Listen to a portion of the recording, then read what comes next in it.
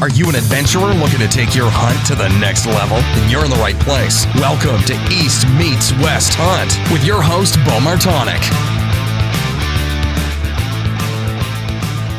Happy Tuesday, everyone.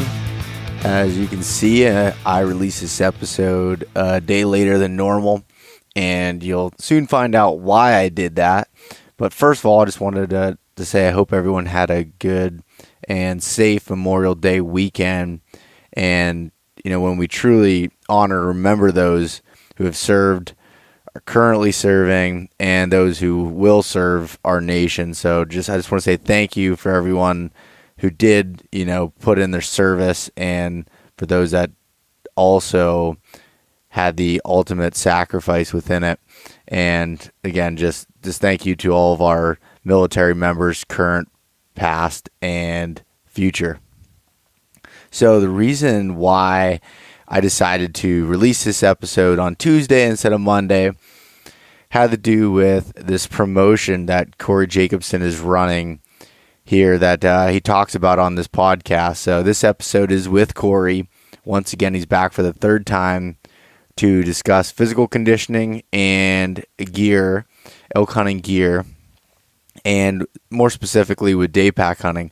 But Corey's running an absolutely giant promotion that you have a chance to win some things that are just unreal, that make, you know, the value of the course even that much greater to be able to sign up now.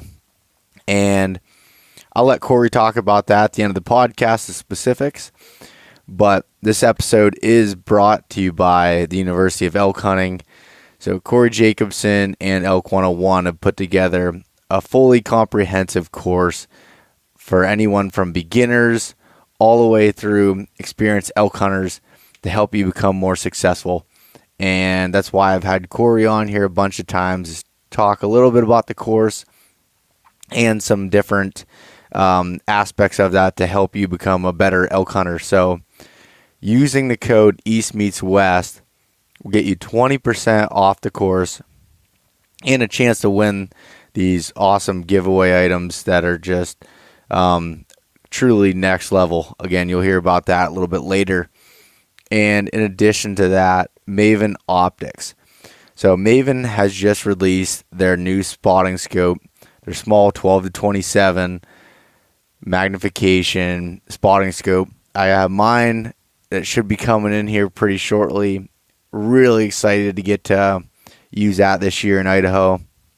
They've created, you know, a platform with the highest quality optics, been able to, you know, give them to you and to us at a much lower price than their competitors by the direct-to-consumer business model. So if you use code EastMeetsWest-gift at checkout, you will get a free gift with any full price optics order. And then lastly, Heather's Choice. So Heather has put together these meals and snacks for backcountry hunters, for hikers, adventurers, people traveling, whatever it might be. Her meals are different than the typical ones you see, you know, on the shelf at an REI or anywhere else. I mean, these are healthy options, high fat, high protein, the right nutrients that are built to help you perform in the best way possible in the backcountry. And the biggest thing that I've noticed from, you know, using these meals, or when I, you know, properly fuel my body, is I don't get sore the next day. Even after hiking 10 to 12 miles in the mountains, I don't feel sore afterwards when you properly, you know, hydrate and fuel your body with the right food. So use code EastMeetsWest, get yourself free shipping on any orders over $99, or you can use a link on our website to click on the logo there under the partners page. That will also really help us out and showing support for the podcast. So in other news, this week I will be heading down to Seven Springs in Pennsylvania. Seven Springs Mountain Resort. The Total Archery Challenge is going on this year. It'll be a 4-day event. I will have a booth there where I'll be there to talk hunting, anything, planning trips, doing some podcasting, and also have all my apparel there for sale and available for purchase. Some giveaway stuff going on. Man, it's going to be a lot of fun. So if you're coming down to the event, please stop by the booth, say hello. And on Saturday morning, just got the approval for it a couple days ago, so this is really last minute trying to put this together. But putting together the East Meets West adventure hike on Saturday morning, 6:30 in the morning. We're going to meet up at the registration booth, the Total Archery Challenge, and we're going to hike up over the ski hills, do a little hike that will put us back in time before the event starts with a bunch of giveaway items and everything else. If you have been to Total Archery Challenge before, you may remember Brian Call doing the gritty hike. Well, Brian can't make it this year, and I kind of wanted to keep the tradition going, so I got approval to be able to put on this event. Check out on the Facebook page. You can find a link to it, to the event, and RSVP if you're planning on going, so I have an idea of how many people are going to be there. 6:30 in the morning. We'll head up over the hill. It'll be a really good time and get to meet a whole bunch of like-minded people there. So really, really excited about that. Check that out. And yeah, so that's the big news this week, is being able to meet a bunch of you. Last year was huge. It was my first year, at the Total Archery Challenge, having my own booth. And I won't be shooting this year. I'm going through, which it'll be on some future episodes here, struggling a little bit with target panic myself, and which I believe is a mental thing. It's not anything to do with gear, stuff like that. It's a mental thing that I have going on where I'm struggling shooting. So it's best that I don't try to shoot at 80 to 100 yards right now, and I'm staying disciplined and been blank bail shooting and shooting at basically 5 feet for the last 3 weeks, just learning a back tension release and just trying to start from ground zero so that I'm prepared when it comes the fall.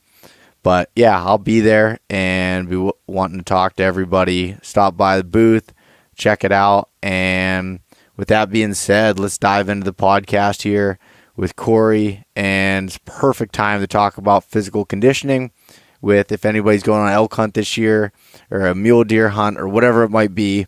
We're only about 3 months out from hunting season, so let's get into this and see what Corey has to say about physical conditioning and what's in his pack for day hunting. All right, we're live. I have on the line today actually, Corey Jacobsen. He's back again for the third appearance on the podcast. What's up, Corey? Just happy to be back on. Yeah. So getting things ready for, we're coming into summer here. There's a lot of moving parts going on in your world. There are, yeah. We talked before we started the podcast if I had my fall elk season plans dialed in, and we're getting closer. Every day I think we get another piece of the puzzle put together, but there's just so many moving parts and pieces, and trying to juggle the calendar and, make sure that we keep family time priority, and with all the kids playing football and volleyball and everything in September, just trying to dial in dates and locations and all that. But we're getting close, and it's kind of getting down to crunch time now. Yeah. Do you have any hunts that you're really looking forward to this year so far, or not kind of figured out yet? Yeah, I think we've got all of our locations pretty much figured out. We're doing Oregon again for Roosevelt elk, just over the counter, and super excited for that, just because we got our rear ends handed to us last year over there. So I've got some little redemption planned on a Roosevelt elk. And so we're going there, I think, the first part of September, and then we'll come home and probably just stick around close to home here in Idaho for the rest of the month. But we've got a couple buddies that have good tags that we might try to find a way to show up and hunt with them a couple days. And maybe film their hunts. And then we've got the Hunt of a Lifetime hunt in October. And then we'll finish it off. Donnie and I are going to go over and hunt with Randy Newberg in Montana with a rifle, which I've only ever shot one elk with a rifle in my life. And that was back in like 2003, I think. So it'll be a little bit of a change of pace and a little different hunt. So I'm looking forward to that for sure. Yeah, that's going to be a little bit different. When are the dates is the rifle hunt? It'll be in November at some point. So we haven't locked in the exact dates, but sometime in November. It won't be a whole lot of bugling going on then. No, there won't. Which certainly, adds at least a little bit of level of anxiety, I guess. Just, I'm pretty confident that if elk are bugling, we can find elk somewhere and get into them. If they aren't bugling, though, I'm definitely going to be relying a little more on Randy and his expertise. Yeah, which seems to be his wheelhouse there, so I think you'll be fine. It is, yeah, and that's kind of why we planned it that way. It was, hey, let's go and you show us how you hunt elk. And yeah, that's cool. But yeah, so I as I was emailing you back and forth there over the last month, I've basically solidified my plans for Idaho. So I'm pretty excited about that, and scouring Google Earth and going through some of the steps that we talked about in the last podcast of, getting some pins point on Google Earth and then transferring over to onX. And it's a fun process and a little bit stressful looking at a completely new area. That's for sure. Absolutely. Yeah. Which, is part of the fun of it. And we did a video last week and released it, and it was just on how I use GoHunt to scout for, or how I use GoHunt to research units in the state of Idaho specifically. And quite a few people, well, not quite a few, but more than I'm used to, sent pretty negative emails and messages just saying, why are you trying to ruin our hunting areas in Idaho? And, realistically, you can tell people all the resources, but there's only a certain percentage of the population that's really going to do the work anyway and go in and do it. And I think that is what makes over-the-counter public land type elk hunting so rewarding, is that whole process. And it's not just showing up somewhere and randomly going and hoping to find an elk. When you do the research and put in all the work and the legwork and then show up and you're successful, it makes it just that much more rewarding. Yeah, no, that's for sure. It's funny, like how you get the, that negative feedback towards it. And I see that a little bit from when I talk about hunting mountain bucks in Pennsylvania as I'm like breaking down onX and how I'm using it to scout and things like that. And mine's on a, much different platform, but similar feedback. And, why are you writing articles on this? This is a secret. And I'm like, yeah, but you still got to put in the work. It's a very small percentage of people that are actually going to go through with it. And most of them aren't just, looking to try to go to the same area you are, maybe some are, but for the most part, it's just, I think the benefits of, giving out that knowledge like you're doing with that outweighs the cons of it. Totally. Yeah. And the cons are realistically, it's not going to, almost every Western state has a cap on non-resident elk tags. So when you look at it that way, it's not bringing new non-residents into the state. There's already a limit on those number of tags anyway.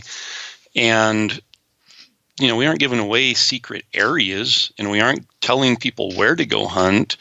We're certainly giving them all the resources and training they need to find their own areas. But at the end of the day, somebody else's success is not going to take away from my success. But the positive side is we're bringing potentially new people, or we're educating existing hunters to bring them into that family of elk hunters and hunters in general that are going to hopefully come together and stick up for each other and stand up for the privilege of hunting when the time comes to defend it. And without that, hunter numbers are decreasing across the nation.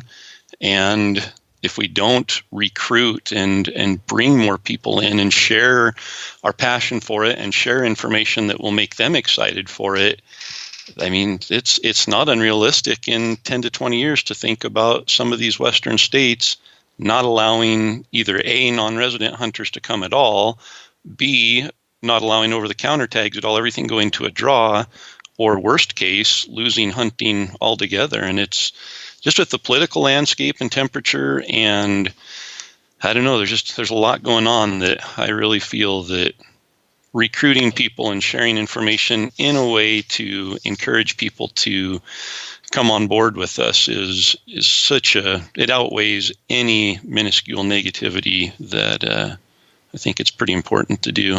Yeah, and the one thing to add to that is I was on Go Hunt actually today on my lunch break at work, and I was reading their strategy article for mule deer. I was just kind of going through the Idaho one, and they were talking about the hunter numbers. And I know that Idaho isn't, one of the top mule deer destinations for most people, but the actual hunter numbers have dropped. I think it was like 20,000. Like, it was a pretty crazy number in the last couple of years. And I know that there was a winter kill in 2016-17 that may have a little bit of an effect in that, but it's not like even looking at like the 5 to 10 year trend, it hasn't like drastically increased with all this extra, information that's been put out there. So I mean, no, and you look at success rates, and success rates haven't changed, even with all the advancements in technology and everything. And so it's just, I think what it comes down to is we want it easy. There's no doubt. I want it easy. I want to go out and bugle in 30 elk a day and, have this great, incredible hunt, and want to be able to drive from my house and get out of the truck and be into elk. And in some cases, some of us have experienced that in our lifetime, and it's not like that anymore. And so I think we look for the easiest and obvious excuses to justify why it's harder to hunt. And I think, you look at something like predator management and the wolf issue, which, they're looking at introducing wolves into Colorado, which I think could have more of an effect on elk hunting in the West than anything we've ever discussed or thought about.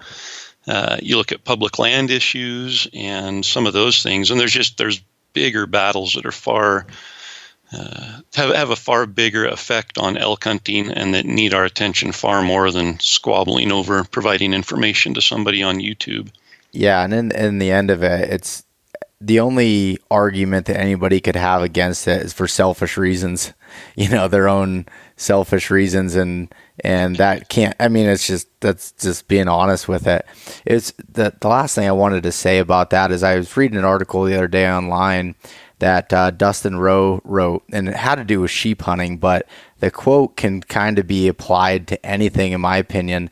And it was talking about, they were asking him how he has success in some of these places that, have low success rates and supposedly low,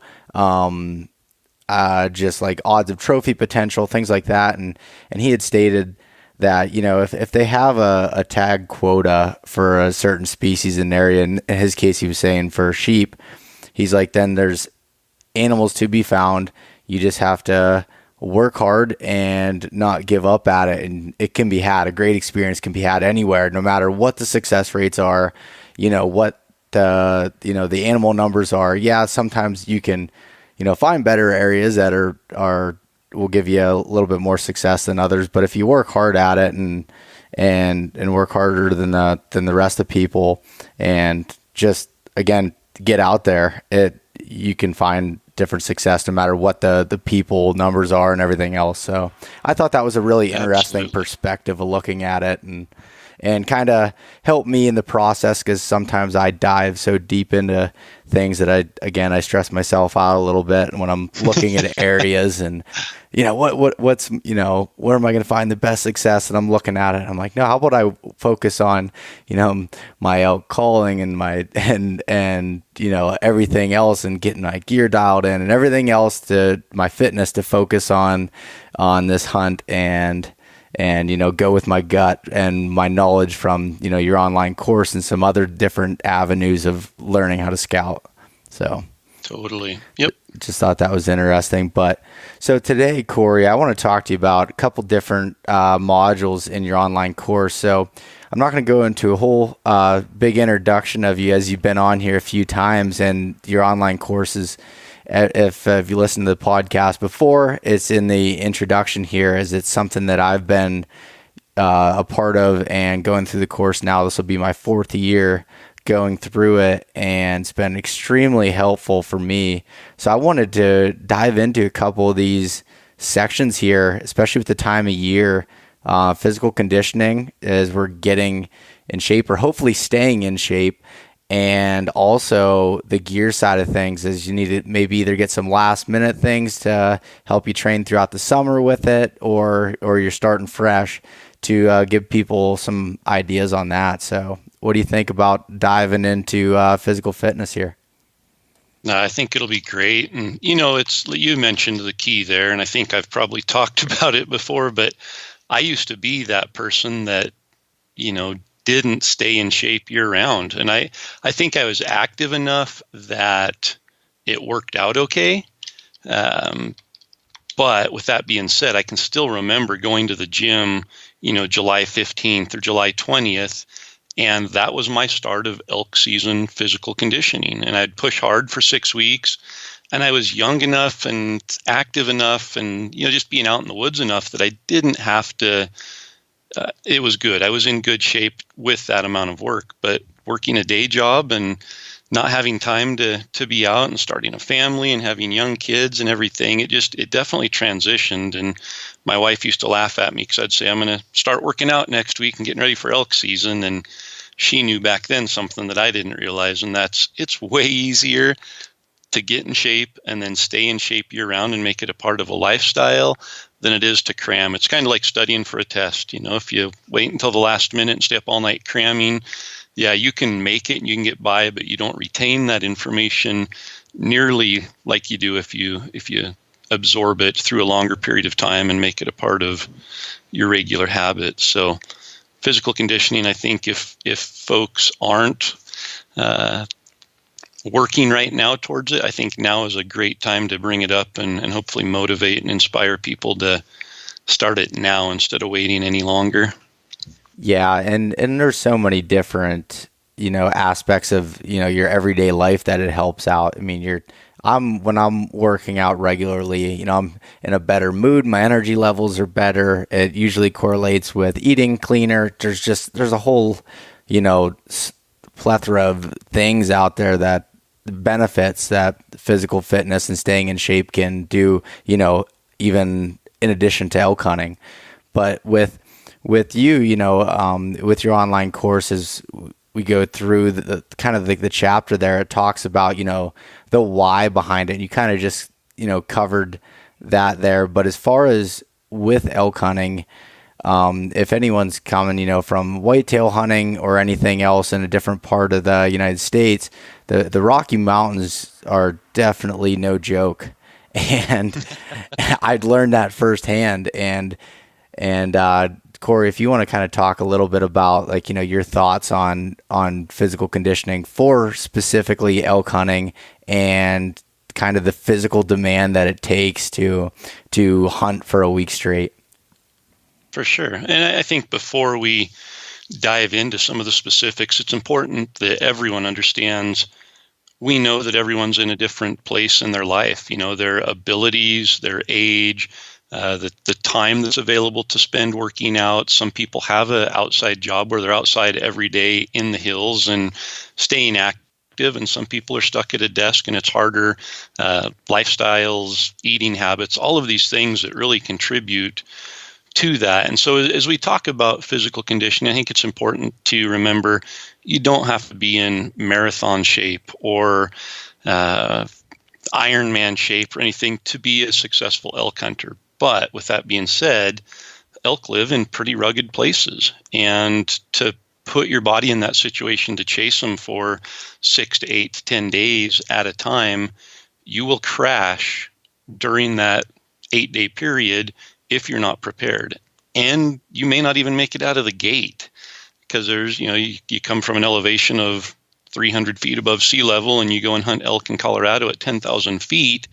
Your body's not going to adapt and it's not going to be very happy with you, especially those first few days, even if you are in shape. So, just understanding elk hunting's tough. Elk live in, pretty extreme terrain for the most part.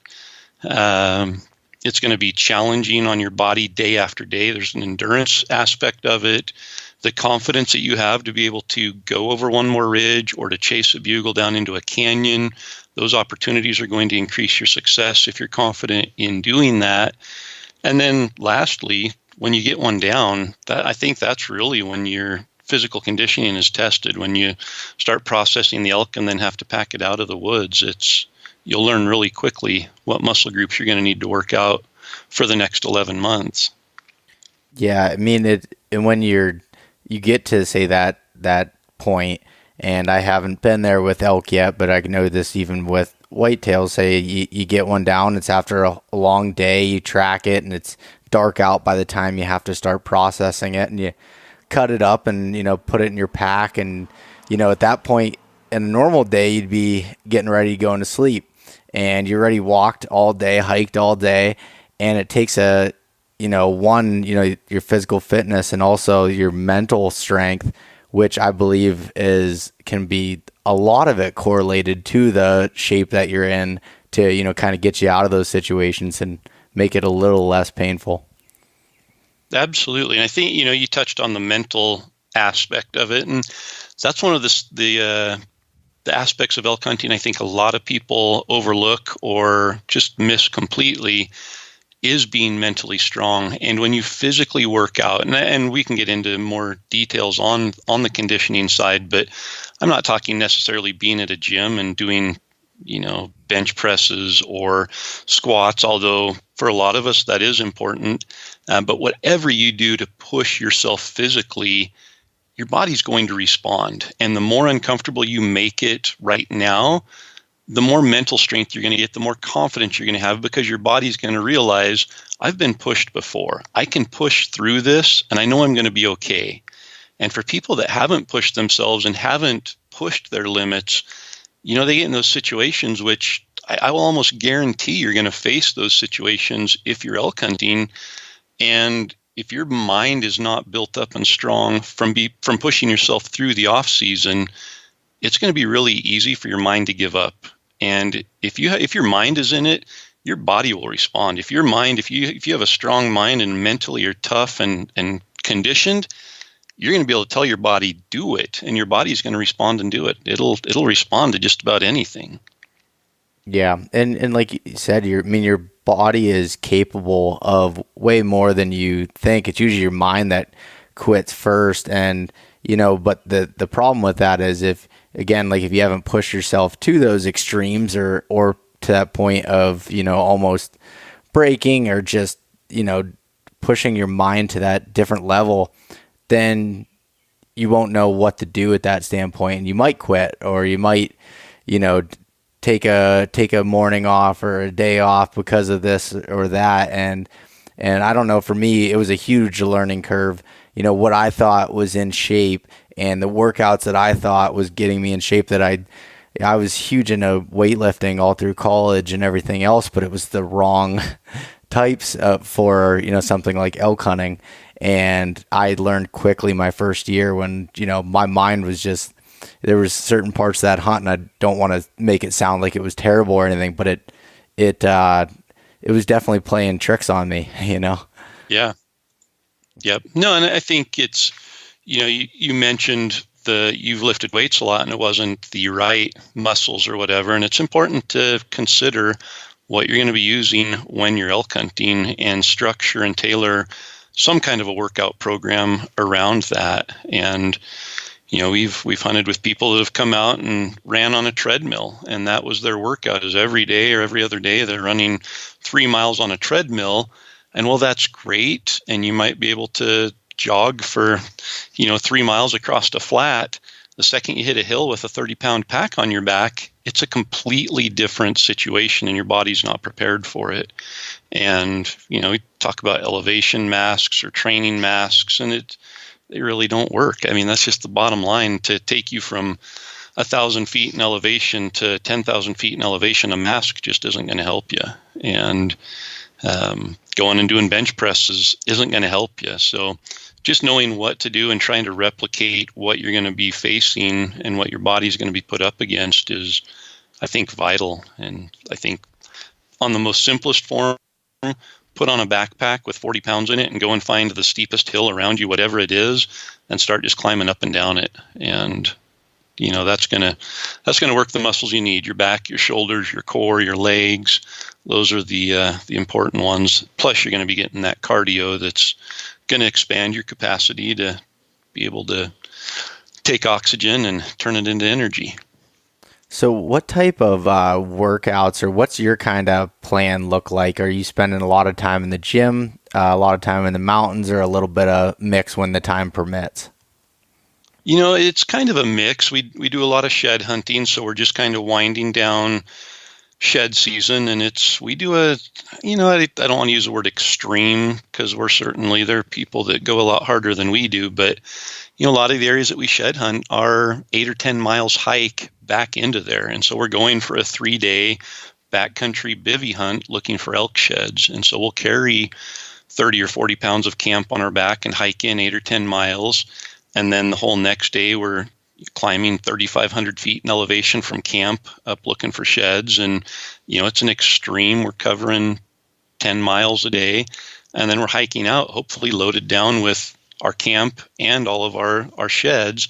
So it really kind of simulates elk hunting. You hike in somewhere elk hunting with camp, you set up, you hunt, and then you carry out a heavier pack than what you went in with. And so a lot of ours is just really simulating what we're going to see in elk season. From here, I transition into more of a gym workout. Summers get busy, and so I try to devote an hour every other day in the gym, just doing more of a full body kind of circuit workout where I'm getting I wouldn't even say decent, some level of cardio and working all of the areas of my body with weights. And usually it's dumbbells or free weights. I don't get too awful extreme there, and I'm not trying to bulk up. I just want to, increase the endurance in my muscles, push them a little bit, obviously gain more strength. But I think at my age, it's more avoiding injury and making sure the muscles are working together and ready to respond. Yeah. You were saying a little bit earlier about, just throwing a pack on and 40 pounds and finding the steepest, hill or whatever that might be, stairs, whatever, you have available.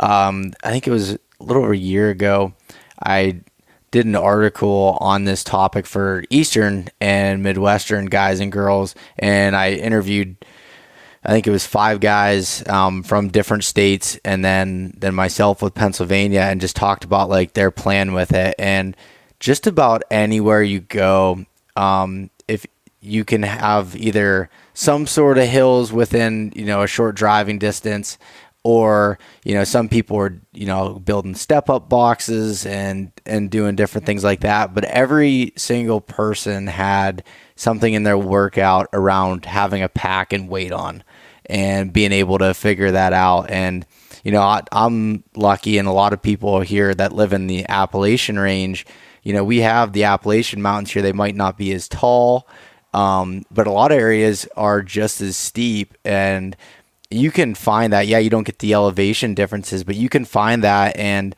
not from my own experiences, I don't have a wife and kids, but I know some people that will take their family on a weekend hiking trip, and they'll just put weight in their pack. So it's, still manageable for their kids and their wife to go on and make it enjoyable. And you can also get some training out of it.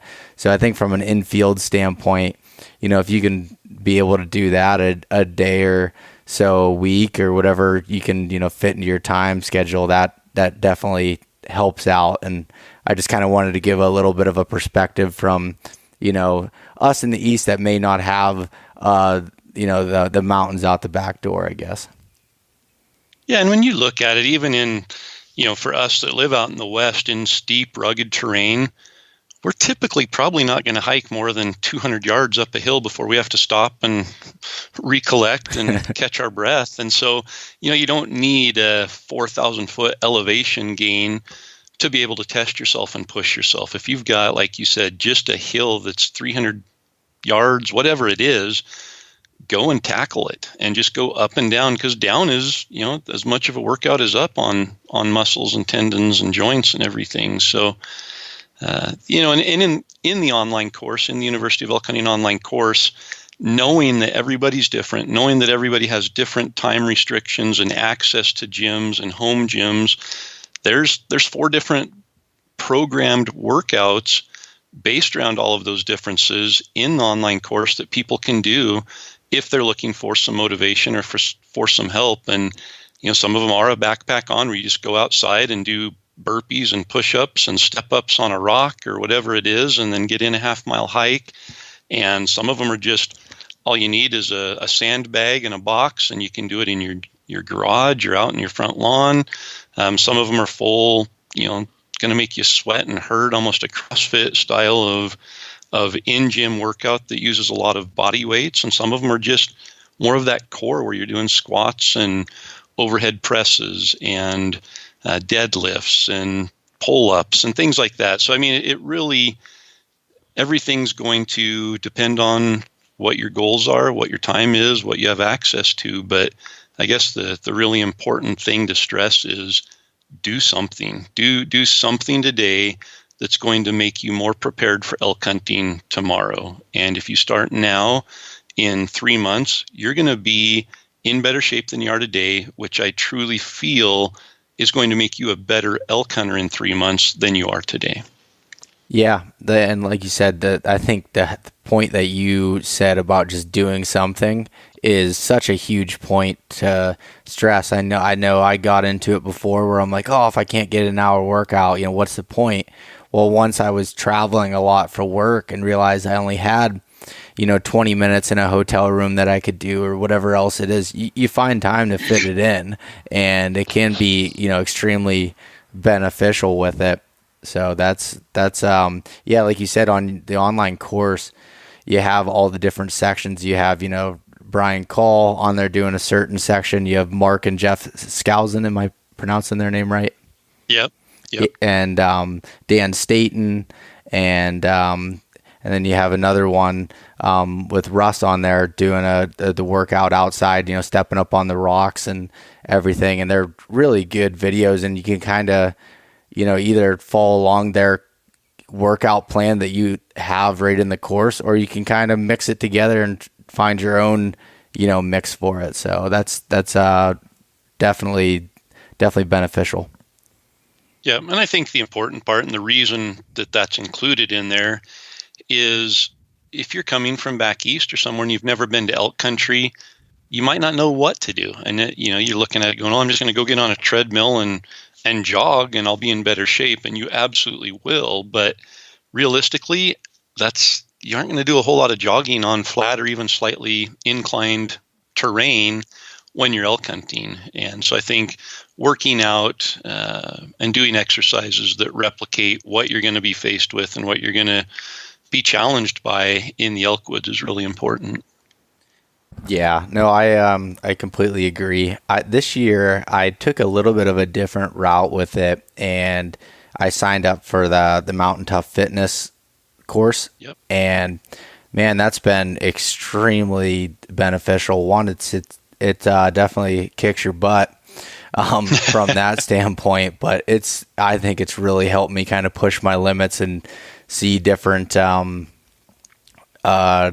I guess find your limits, and I feel great with it. And it more or less what it did was also teach me, the important muscle groups as you were describing, your core, your back, your shoulders and legs, and working them into a circuit type routine where you're getting a little bit of cardio mixed in it, muscular endurance, things like that. And that's on more of the extreme side of things. But I just have realized in the last 3 years of elk hunting that I don't think there's ever going to be a point where I wish I was in worse shape. So I'm doing whatever I can, and I do these workouts before work. I get up at 4:15 every morning, and I go to the gym and get it done. And on Fridays, I'll go for a hike in the morning, before work or whatever it is. I just try to find time in the day. As everybody's busy and it's tough, but I think it's definitely important. Yep, absolutely. So, Corey, is there anything else that you wanted to touch on the physical fitness side of things, or do you want to jump into gear? Yeah, I think that, we hopefully anyone listening just understands physical conditioning is important. I think it contributes to success, and we all hear the stories of people who aren't in shape that are successful year after year. But like you mentioned at the beginning, there's a lifestyle advantage, there's a health advantage, there is, you're preventing injury. Elk hunting is going to be tough. You're going to wear yourself out, but it's going to be more enjoyable. And I truly feel that if you have confidence in your physical conditioning, it's going to propel you closer to success and contribute to your success. And it's not you're in better shape than me or I'm in better shape than you. It's more a matter of you are in better shape in 3 months than you are right now, and that makes you a better hunter than you are right now. And I think that's something that we should all be working towards, especially if success is important to us.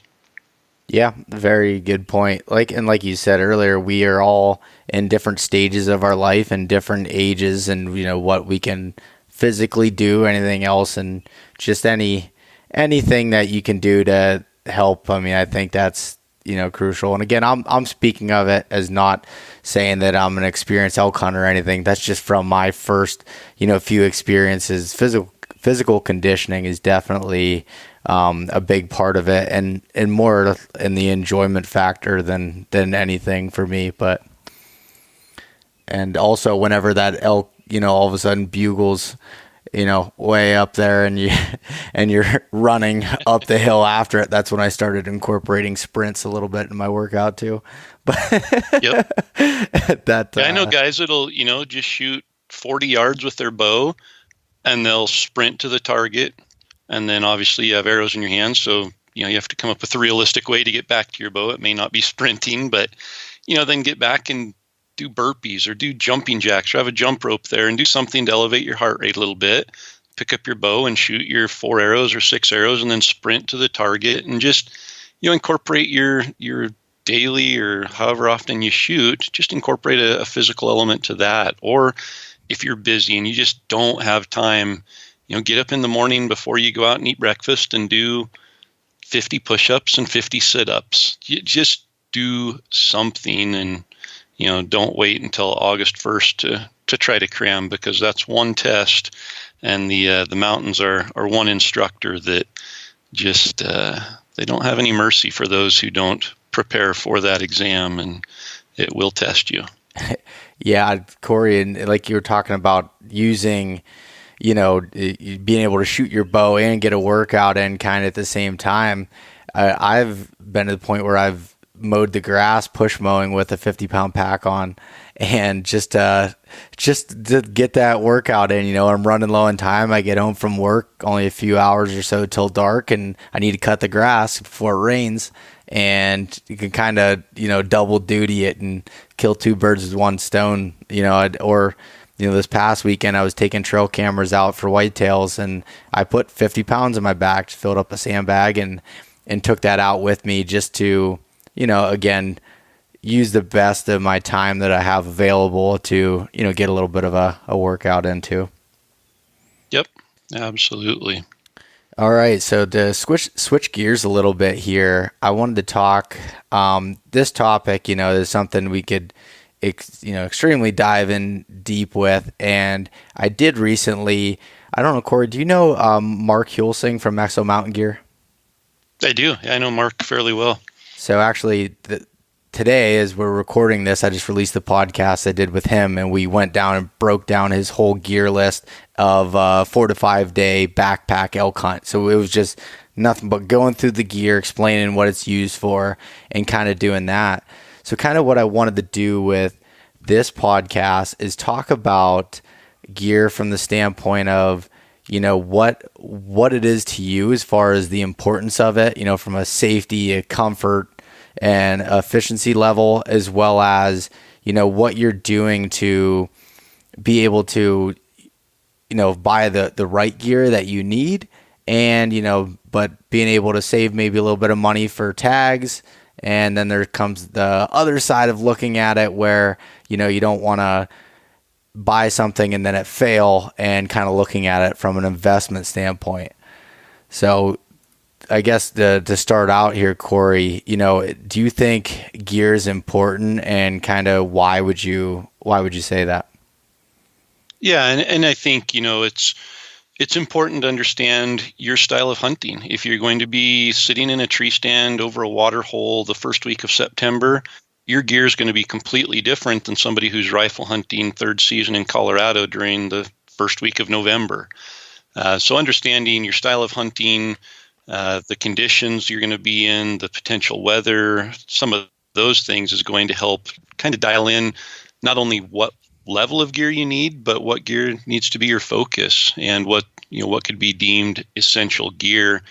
But there's no doubt that gear contributes to success as well. You look at the old time pictures of our grandparents hunting in blue jeans and a red flannel or a red wool coat and no optics at all, and a 30-30 rifle without a scope on it, and they shot elk every season. And you could easily come to the argument of, well, they did it without all the fancy gear, and they didn't have to worry about their pants matching their jacket and having the latest and greatest pair of boots or a backpack that'll haul a tractor on it, or those sort of things.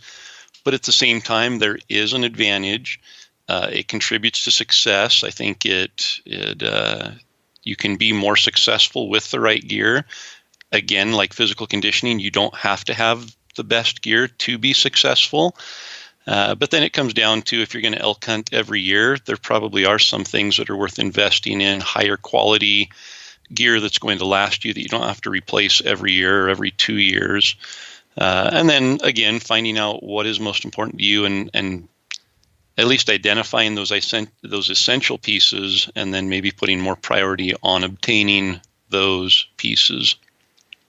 Yeah. And when it comes down to it, if you had to start off by saying, okay, there are certain gear items that are truly essential, and you want to kind of save your money and save your money to spend on these gear items, do you have, a preference, and say 3 items that you would say are completely necessities? Yeah, so I guess, you talked with Mark about bivvy hunting gear. So most of my hunting is day hunting. We just stay at a base camp, and then we get up early and we head out for the day, and we come back to that base camp at night. And we certainly do bivvy hunt, but I've just found that being mobile on a bigger scale seems to be more efficient, because if we get locked into an area and we're on foot and the elk just aren't there for whatever reason, other hunters, weather, predators, whatever it is, then we lose a day getting in there, a day hunting, and a day getting out. Whereas if we're hunting from a base camp and just hiking hard and putting in 12 to 14 miles a day, yeah, it's a little more taxing on our body, but I just feel we're more efficient doing it that way. So when it comes to that, for an archery hunt, I would say a backpack is one of the priority pieces of gear. Clothing, boots, those would probably be my top 3. If I'm rifle hunting, later in the season, boots and clothing and backpacks are still going to be important. You're going to have a need for optics, probably, depending on the terrain. So those are probably the big 3. They're also probably going to be the most expensive 3. And when it comes to a weapon, I put a lot less priority for a new hunter or somebody going out, because any weapon that's within the last 10 years old is going to be effective. And you don't have to have the latest, greatest to be able to kill an elk. I think that a backpack is important because it's going to be on your back every day of the hunt. You're going to need to carry your essential gear in it, whether you're day hunting or bivvy hunting, and then to be able to turn around and pack an elk out on it, your cheap little Army Navy bag isn't going to work, and you're gonna hate elk hunting if that's what you have. Clothing can keep you comfortable and safe, and with the way that elk hunting works, you're starting out in the morning when it's cold, you're hiking all day and sweating while it's cold, you might be stopping and glassing, then you're going through the middle of the day when it might be warmer. There's the possibility you might get stuck on the mountain overnight. And so clothing as an item of gear is important, and having the right clothing. Anybody that's hunting in cotton gear for elk is asking for trouble and not being comfortable. And then boots, anytime you look at boots, it's you're on your feet all day and you're hiking in rugged terrain, and your ankles and your feet and the rest of your body, the point of contact with the ground that you're punishing your body with is your feet. And so having good boots is important. And for me, calling is my style of hunting. So elk calls are important. Being prepared for success and having a good knife and game bags and being ready to take care of an elk is important. Trekking poles have made a huge difference for me. So yeah, there's a handful of kind of what I feel are my essential pieces of gear. Yeah, and it's funny that the top three I was thinking of were the same ones that you had mentioned.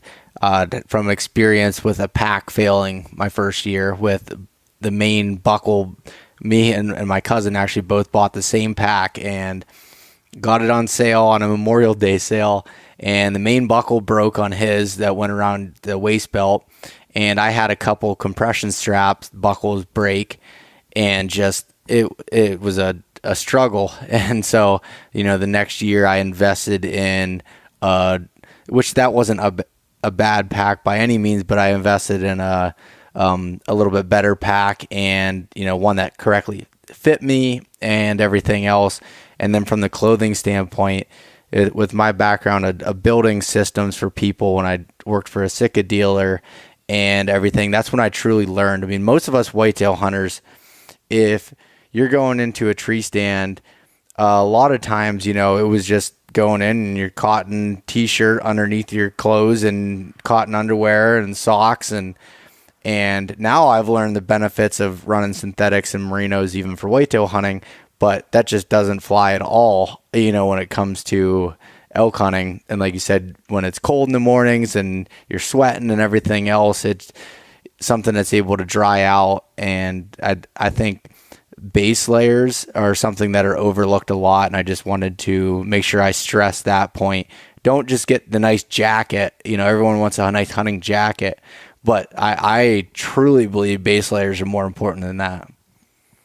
Oh, absolutely. Yeah, if you're wet all day, you're asking for trouble, and your body's not able to regulate as you go through those microclimate changes. And an outer jacket is important. If you're hunting in really wet weather, it's going to keep you dry from the outside, but no matter what weather you're hunting in, you're going to be wet from the inside, and being able to wick that moisture to the outside where it can be evaporated is that's the foundation of a layering system. And when it comes to insulation, there's a lot of different pieces and ways to do it and to layer. So I would say the insulation component is probably the least important, but I'm with you that base layer is the foundation of the layering system, and the thing that is probably the least expensive part of the system, but a lot of people overlook. Yeah. And you were talking about how you do a majority of your hunting, or a lot of it at least, day hunting from the truck. And I think you can definitely cut down on a lot of gear costs by doing that. You don't need, the lightweight tent or sleeping bag and things like that can cost a lot of money. So what exactly are some of the essential items that you have in your day pack? So just in my day pack, I break it into basically 4 categories. So I've got what I deem to be my essential items, which are flashlights, toilet paper, my food for the day, plenty of water for the day, and then a first aid kit. And those are the things that really never come out. Most of them get replaced, except for the first aid kit. I'm replacing, food, water, depending on how much toilet paper I carry, and then batteries for the flashlights. So pretty much every day when I get back to camp, those are readily accessible. They're in the top of my pack, and then I'm kind of spending a couple minutes each night replacing them. And then I have my hunting items, which are the basics I need to be able to hunt. So I've got, for me, my calls, my bugle tube and diaphragms. I've got my license and tag. I've got a bottle of wind checker. I've got my rangefinder. I've got my mobile device with my OnX app on that. And then my trekking poles, which I have just recently, in the last 3 or 4 years, started religiously carrying trekking poles. So they're always in my pack, and I have a small lightweight set that I can just fold up. They don't take up any room. They're less than a pound, and man, they're worth far more than their weight in gold when they're needed. So those are my hunting items.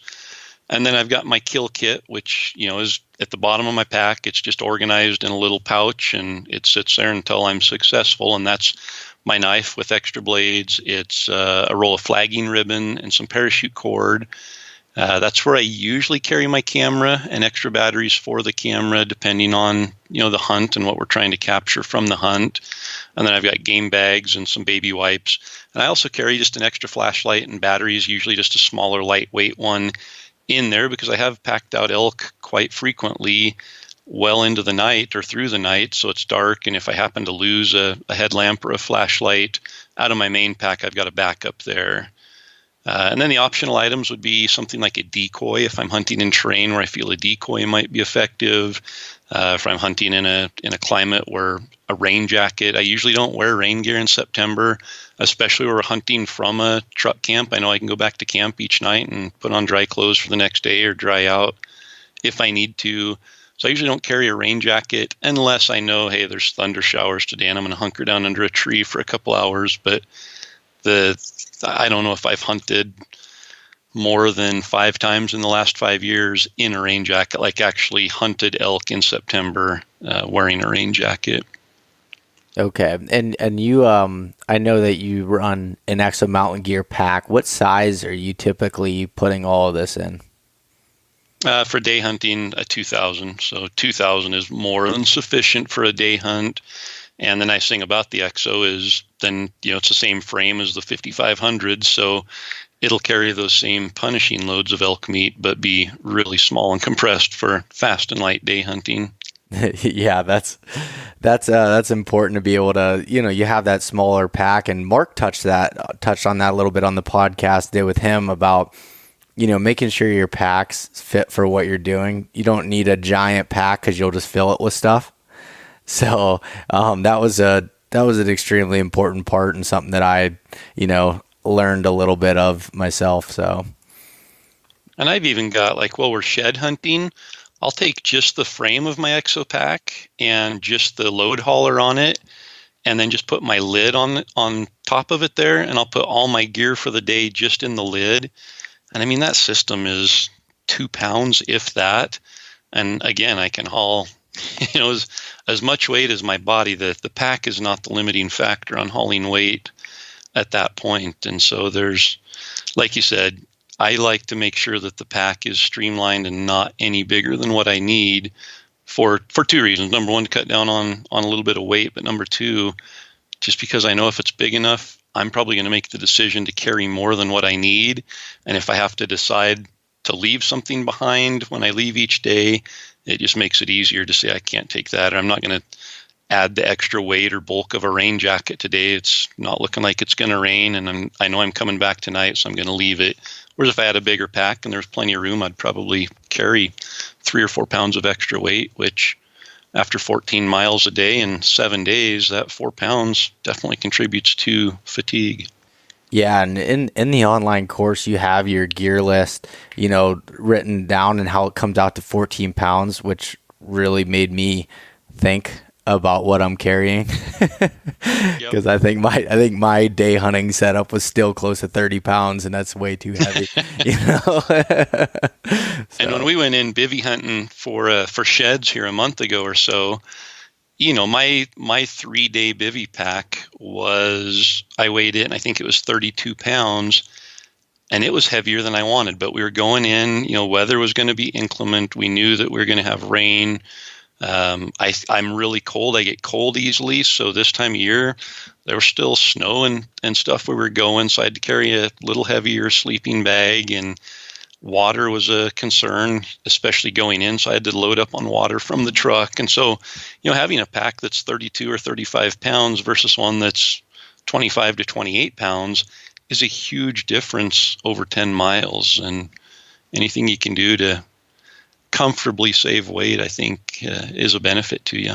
Yeah, no, I was impressed by the bare necessities of what you had there. Because like I said, you feel every pound when you're climbing up over the mountain. So, and instead of, spending a ton of money in lightweight gear on things, there's probably a lot of those gear items you can just leave in the truck. And again, that's a point Mark brought up, was if you have those comfort items that you're worried about, just leave them in the truck. You're usually never too far away that you can't get back to your truck in a hike, a half a day hike at most, to get back and need those items. So that's a really good point. And just lastly on the gear thing that I wanted to cover, Corey, is how you're making sure that gear is, fit for you, like through testing it, or what are some of your methods for that? Yeah. And that's, I think the shed hunting, like I'd mentioned, I'm taking my elk hunting gear with me on that and proving it right now, because the last thing you want to do is get on an elk hunt, especially if you're traveling across the country and get out there and realize your sleeping bag, you're cold at night and you're unable to sleep. So all night you toss and turn and shiver and you aren't getting good sleep. Your body's not recovering. Your tent, if it leaks, your trekking poles, if they break, your backpack. I had a backpack one time that, I bought it. It looked just like a previous model I'd had, and we shot an elk and ended up staying overnight on the mountain where we shot the elk, completely unprepared to stay overnight, but we survived and it was fine. And the next day got up and we were ways back in, and we decided to bring the elk out, just two of us in one trip. And so our loads were absolutely insane. And I'm not going to throw numbers out, but I know what that pack weighed, and it was way too much weight to be carrying. But I got my buddy loaded up and helped him stand up with the pack, and he just hit the trail and started down. And I kind of stood there and drank the rest of my water bottle and put it on my pack, and we'd set it up on a rock so I could just kind of lean back against the rock and put it on and lean forward and go. And he was probably 200 yards ahead of me already, and I leaned forward and put the pack on and buckled my chest strap and got up and put the waist belt and snapped it and tightened it down and tightened down my shoulder straps and kind of leaned forward to take a step, and both shoulder straps snapped at the buckle. And we're 5 miles back in with all this weight, and I had to tie knots from the nylon shoulder strap into the nylon on the waist belt, and had no adjustment in those shoulder straps for the entire way out. And with that much weight, I'm continually taking weight off of the shoulders, carrying on my waist, and then I'll tighten, the shoulder straps down and loosen the waist, and just back and forth to just give each area and muscle section a little bit of a break. And I can still feel the pain in my shoulders and neck and back from that trip and not having that adjustability. So needless to say, that was the first time I'd used that pack, and it went right back, and there was a unhappy exchange of words about how the pack failed, and I got my money back. And so, it's super important to put 100 pounds on a backpack and carry it, not only to find out where you need to adjust it to make it fit a little better and make it more comfortable, but to make sure it's actually going to work for how you intend to use it. Yeah, no, that's a good point. And for me, I do a lot of, not a lot, but say once a month, summer trips where I'll do like I'll backpack on an area in a trail, and might only be a few miles in, but if I'm planning on doing a bivvy style hunt, I'll carry all my stuff with me and set 10 up, and pack it, get used to packing your bag and doing everything there, and just using your gear and seeing how it works for you is definitely important. And that goes across all avenues of hunting, even beyond elk hunting, and just testing your gear. And because you can have the latest and greatest, even say a pack, say you have an Exo Mountain Gear, you have a Sitka or a Kafaru or whatever it might be, if you don't know how to adjust it or make it fit you, then it's no better than one that you got on clearance at named Box Store X. That's I think was one of the biggest learning curves for me. I remember when I was having problems, I bought a Kafaru, and I was like, wow, I'm having pain in this. These are supposed to be the best packs. And I called, I think it was Aaron at the time, when I called, and I was like, hey, I'm having troubles with this. And So he had me send some pictures of me wearing it, and he's like, "Well, that's because you don't have it, adjusted right, dumbass," and to help me do that. And then once I got to test it and figure it out, then it was like, oh, that was all on me. And so just a really important point, in my opinion. Yep, absolutely.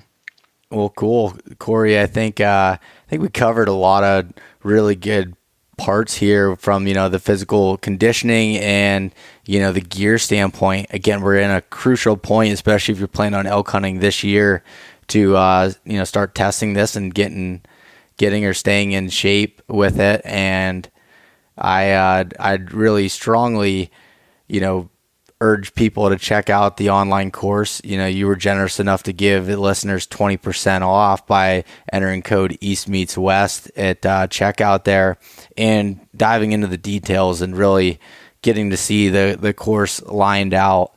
And I'm sure at this point, the listeners have been able to notice that I don't promote a whole lot of things on here, but this is something that the things that I do promote are things that I've, purchased myself and tested and did all of that for a while. And that online course was just a valuable resource. And it's not investing in something as, say, a product that you're physically going to hold in hand. It's investing in yourself and your knowledge for it. So I strongly urge people to take a look at that.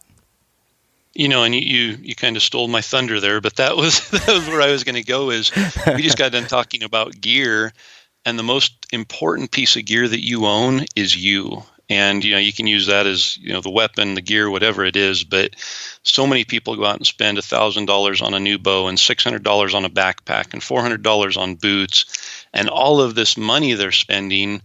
And gear definitely contributes to success, but I think gear is there to enhance the preparation that you put in, and the most important thing that you have to invest in is yourself, and to gain that knowledge of elk and just a basic understanding of thermals in the mountains and what to do when you're successful. And that's what's going to propel you to success. Having the gear, spending money on other things is important, but don't do that and think that it's going to automatically, because you have the best gear and the highest quality gear, that you're going to be successful. Because without putting the effort and preparation into yourself, whether it's physical conditioning or knowledge or different things, gear's not going to be much of a contributing factor until you do that. Well, I think those are some great points there, Corey. And again, I think you just stole the title for the guest I've had on the most, hitting 3. You just passed up John Barklow and so I appreciate again all your time that you've spent coming on here and helping. Hopefully, if we are able to line up the schedules, we can get one more in before elk season and kind of summarize this and hopefully get everybody on the right page and including, and selfishly including myself in this. Absolutely. And I guess depending on timing of when this podcast comes out, but if someone listening is considering signing up for the online course, wait until May 28th, because we have a huge promotion kicking off on May 28th that will definitely make it more beneficial and worthwhile to wait until then. So we've I don't know. This podcast will probably be coming out right about then, won't it? Yeah, actually, this will release right on May 28th. Going to take the Monday that I normally release as a Memorial Day holiday and release it with the timing here of this promotion. So I guess we can let the cat out of the bag, because it won't be premature by then. But we're giving away a truck, and we've got a sweet custom truck. It's fully wrapped with Mountain Ops and Elk 101 and brand new tires, off-road tires and wheels. It's got custom bumpers front and back, a custom LED light kit, headlights, taillights, running lights. The interior is going to be completely gone through and customized, and we're giving that away. So anybody can enter that promotion. You just go to elk101.com/truck and leave your name and email address in the form, and you get entered in that promotion. But if you do sign up for the online course during the promotion, you're going to get 20 extra entries in the promotion. Plus, you're going to get $20 off when you sign up and use the code East Meets West. So a lot of cool things. We're going to send everybody who signs up during the promotion a sampler bottle from MTN OPS, which is a water bottle with 5 different packets of their Ignite. I know I'm forgetting something. Oh, we're also, in addition to the truck, we're giving away 2 gear packages that are valued at over $5,000 each. There'll be other bonus gear items that pop up every few days that those who are entered in the promotion will just randomly win those bonus packages. It might be a new bow or an exo pack or different things. So anyway, huge promotion, definitely the biggest promotion we've ever done, and we're super excited to be able to give back to those who have supported Elk 101 and the University of Elk Hunting online course. Yeah, I'd have to say that giving away a truck is a pretty big promotion.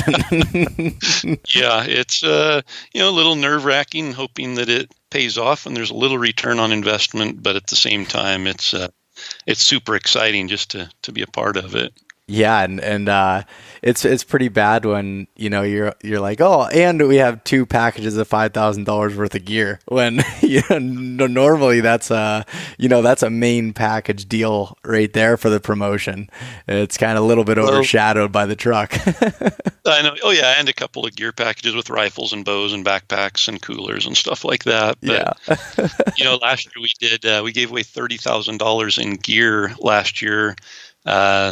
Basically for 30 days during the month of June. And so we had to come up with a way to outdo that. And so I think, I don't even know what the value of the truck is, probably, I don't know, $25,000 or $30,000 just in the truck. And then another $12,000 to $15,000 in total gear and that. So it'll be fun. I think there'll be a little bit of a buzz, and part of it'll be originating with us, and hopefully it resonates with those who participate in the promotion.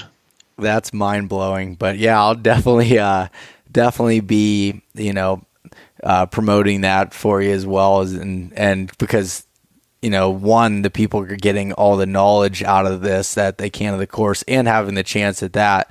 That's a pretty cheap raffle ticket for being able to get prizes like that, and then being able to have all the knowledge for a full year of the online course from start to finish. I mean, that's pretty awesome. So I'm excited to see how that pans out for you.